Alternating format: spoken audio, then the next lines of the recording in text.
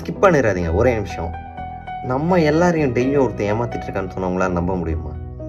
ஆமாங்க, நம்ம எல்லாருக்கும் ஒரு எதிரி ஒருத்தன் இருக்கான். புரியுதா?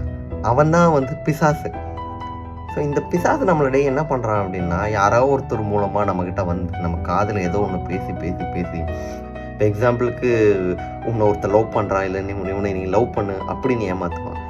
இதுமாரி நிறைய நம்மளை ஏமாற்றி இப்போ வேலை செய்கிற இடத்துல நம்ம எல்லாம் என்ன நினச்சிக்கணும்னா, கூட வேலை செய்கிறவங்க நமக்கு எதிரியாக இருக்காங்க அப்படின்னு நினச்சிக்கிறோம். கிடையவே கிடையாது. நம்ம எல்லாருக்கும் ஒரே ஒரு எதிரி தான், அவன் தான் பிசாசு. இந்த பிசாசுக்கு ஒரு சில வல்லமை இருக்குது பிரதர் சிஸ்டர்.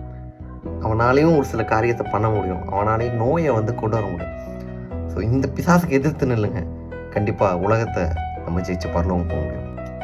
இதை எதிர்த்து நிற்கிறதுக்கு நீங்கள் பெருசாலாம் ஒன்றும் பண்ண வேணாம். அதிகமான நேரத்தை ப்ரேயர் பண்ணுங்கள். அதிகமான நேரத்தை ஆண்டவரோட செலவு பண்ணுங்கள். ஒரு சிலர் சொல்லுவாங்க கொஞ்ச நேரம் போதும் அப்படின்னு. அப்படி கிடையாது, பத்தாது. உங்களால் ஜெயிக்கவே முடியாது. ட்ரை பண்ணி பாருங்கள். God bless you.